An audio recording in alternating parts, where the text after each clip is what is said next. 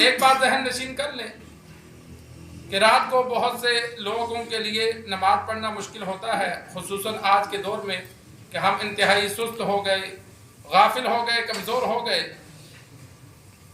تو ضروری نہیں کہ انسان اٹھ کر نماز ہی پڑھے گا تو وہ عبادت ہوگی۔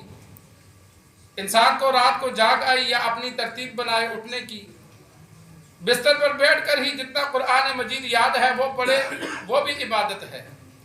ذکر و اذکار کرے وہ بھی عبادت ہے، درود پاک پڑھے وہ بھی عبادت ہے، اور بیٹھ کر دعا مانگے اور پھر سو جائے۔ اٹھ کر نماز پڑھنا یہ ضروری نہیں ہے۔ ایک صحابی کا واقعہ میں اکثر بیان کرتا رہتا ہوں۔ آپ صلی اللہ علیہ وسلم نے فرمایا یہ جنتی ہے۔ تو ایک صحابی نے جب دیکھا تو اس نے کہا یار یہ عمل کیا کرتا ہے جس کی وجہ سے اس کو آپ صلی اللہ علیہ وسلم نے جنت کی بشارت دی۔ اس کے ساتھ جا کے بہانہ لگایا کہ یار میری والد سے نا جب کلش ہو گئی تو میں نے گھر نہیں جانا۔ تو اس نے کہا کوئی بات نہیں ہے، میرے گھر آ جاؤ۔ 3 دن ان کے گھر رہے کہ دیکھوں میں یہ کیا عمل کرتا ہے۔ تو خصوصاً رات کا عمل دیکھا جاتا تھا کہ دن کو تو پتہ ہوتا ہے نماز کیسے پڑھتا ہے، نوافل پڑھتا ہے یا نہیں، صدقہ خیرات کتنا کرتا ہے۔ تو صحابہ رات کا زیادہ عمل دیکھتے تھے کہ رات کو کیا کرتا ہے، کتنی رات یہ جاگتا ہے، کتنا تہجد پڑھتا ہے۔ تو صحابی نے دیکھا کہ وہ تو یہ صحابی اٹھ کے تہجد پڑھتے تھے اور وہ سویا رہتا تھا۔ آدھی رات کے بعد جب اسے جاگ آتی تو وہ اٹھ کے اسی بستر پر بیٹھتا، ذکر و اذکار کرتا، دعا وغیرہ کرتا، پھر سو جاتا، پھر صبح نماز کے لیے اٹھتا۔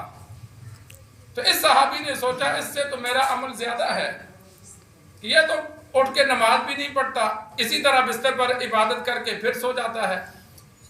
3 دن کے بعد اسے کہا کہ میں صرف تیرا کوئی عمل دیکھنے آیا تھا کہ شاید کوئی خاص عمل ہو جس کی وجہ سے تجھے جنت کی بشارت ملی، لیکن مجھے کوئی نظر نہیں آیا، اچھا میں جا رہا ہوں۔ جب وہ جانے لگا تو اس نے کہا ذرا بات سن۔ اس نے کہا میں جب رات کو گھر آتا ہوں تو کسی مسلمان کے لیے میرے دل میں بغض اور کینہ نہیں ہوتا، شاید اسی وجہ سے اللہ نے یہ مجھے درجہ دیا ہے۔ ہماری عبادت کی وجہ سے نہیں، میں دن میں لوگوں کے ساتھ جو لین دین اونچ نیچ ہوتی ہے جب رات کو واپس آتا ہوں سب کو اللہ کے لیے معاف کر دیتا ہوں، کسی کے لیے میرے دل میں بغض نفرت کینہ نہیں ہوتا، سب کے معاف کر کے آتا ہوں، شاید اسی وجہ سے اللہ نے مجھے یہ درجہ دیا کہ آپ صلی اللہ علیہ وسلم نے فرمایا کہ یہ جنتی ہے۔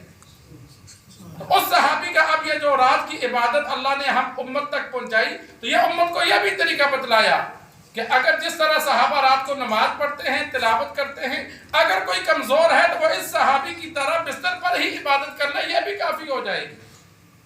تمام صحابہ آپ صلی اللہ علیہ وسلم کے شاگرد ہیں اور کسی صحابی کے طریقے پر بھی چلیں گے تو ہم کامیاب ہو جائیں گے۔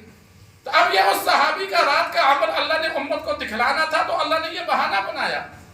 اگر وہ صحابی نہ جاتا، 3 راتیں نہ رہتا تو ہمیں تو نہ پتہ چلتا۔ تو یہ اللہ نے جو عمل لوگوں کو دکھلانا ہوتا ہے، امت تک پہنچانا ہوتا ہے، اس کے لیے کوئی نہ کوئی ذریعہ بنا دیا جاتا ہے۔ تو آج کل جو لوگ ہمت کر کے نماز پڑھیں گے ان کا بڑا درجہ ہے، لیکن رات کی عبادت سے، رات کی دعا سے انسان محروم نہ رہے۔ آج کل لمبی راتیں ہیں تو رات کو انسان کوشش کرے جب نیند پوری ہو تو چاہے جائے کہ بار بار کروٹیں لے، اٹھ کر تھوڑی سی عبادت کر لے، ہمت کر کے نماز پڑھ لے گا تو فبہا۔ لیکن اگر نماز تہجد نہیں پڑھی جا سکتی تو انسان بستر پر دعائیں کرے، ذکر و اذکار کرے، تلاوت کرے، پھر سو جائے اور فجر کے لیے اٹھ جائے۔ اللہ سے دعا ہے